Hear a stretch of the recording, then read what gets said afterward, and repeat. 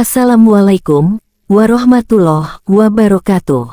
Halo, semuanya pecinta Manchester United. Kabar pertama, emang ada yang minat sama Anthony? Paul Robinson, Anthony, tidak. Saya rasa tidak ada seorang pun di Newcastle yang akan menyentuhnya. Dengar, ia pemain yang bagus, tetapi ia terlalu ringan untuk Premier League. Ia terlalu lama menguasai bola dan liga itu terlalu cepat untuknya. Jika Anda melihat liga lain, Liga Belanda tempat ia menonjol atau mungkin Liga Spanyol La Liga atau Ligue 1 mungkin lebih cocok untuk pemain seperti dirinya. Kabar selanjutnya, Manchester United diharapkan menawarkan Amad Diallo kontrak jangka panjang baru dalam beberapa bulan mendatang. Jika perpanjangan belum disepakati sebelum tahun baru maka Manchester United akan memicu perpanjangan hingga 2026 untuk mencegah perwakilan Amad menegosiasikan prakontrak dengan klub luar negeri pada bursa transfer Januari. Samuel Luhus, Manchester Evening News. Kabar selanjutnya, Diallo calon bintang masa depan United. Jason Cundy, sejumlah pemain, saya pikir secara khusus bermain bagus untuk Manchester United. De Ligt mencetak gol pertamanya.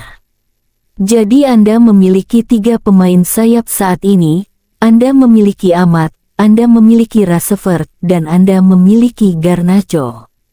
Amad di babak pertama, ia tampil sensasional, meskipun United kesulitan. Dia akan menjadi salah satu pemain yang luar biasa. Saya pikir dia sensasional. Meskipun United tampil buruk, saya pikir dia adalah pemain terbaik di lapangan. Kabar selanjutnya, Emmanuel Petit mempertanyakan profesionalisme Martial. Saya tidak ingat kapan terakhir kali dia tampil sebagai pesepak bola sejati di lapangan, menghasilkan penampilan yang bagus. Mungkin dia harus bertanya pada dirinya sendiri, apakah dia masih punya keinginan untuk melanjutkan kariernya? Karena saya merasa beberapa tahun terakhir sangat sulit baginya, baik di dalam maupun di luar lapangan. Sangat sulit untuk menjaga kondisi mental yang baik setiap pagi di tempat latihan dan memberikan yang terbaik sepanjang waktu ketika Anda memiliki masalah dalam hidup, masalah di ruang ganti, dan masalah di mana-mana.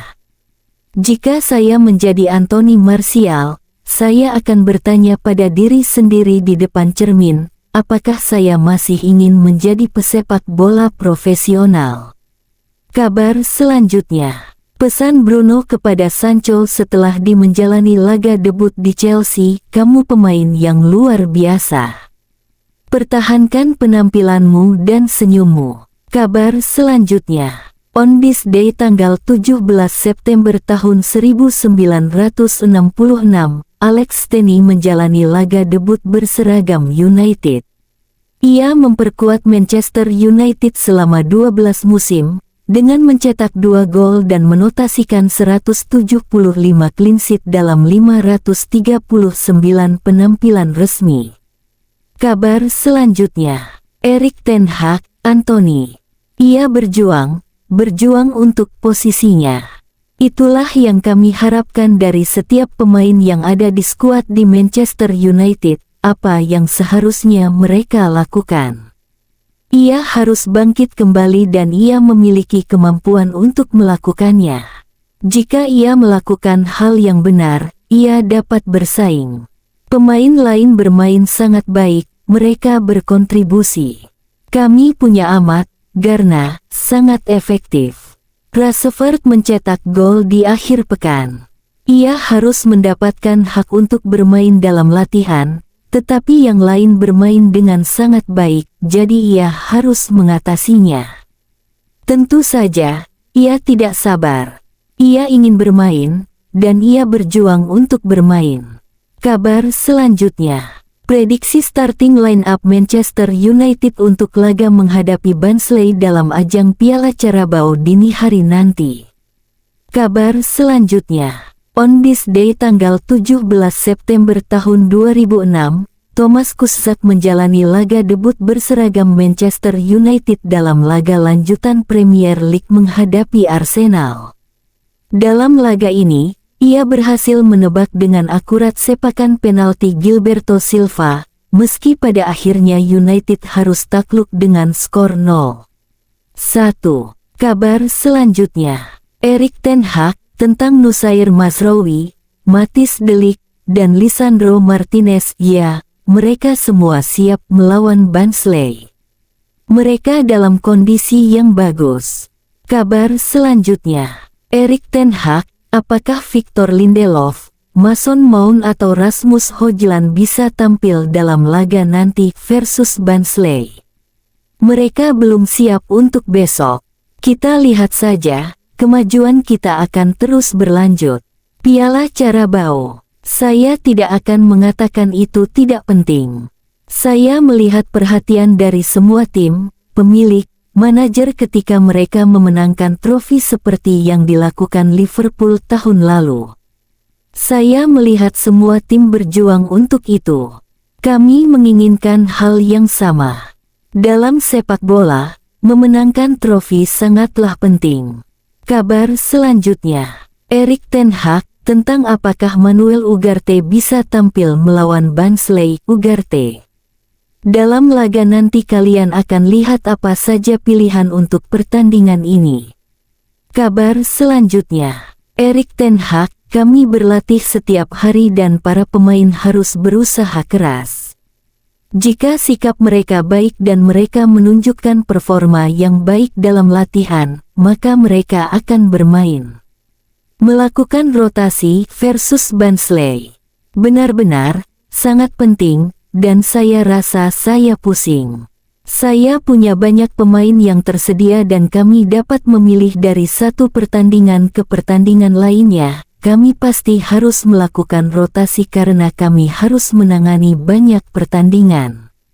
Benar-benar pusing. Kabar selanjutnya, Erik ten Hag, Luke Shaw. Ia mengalami kemajuan tetapi belum siap untuk dipilih.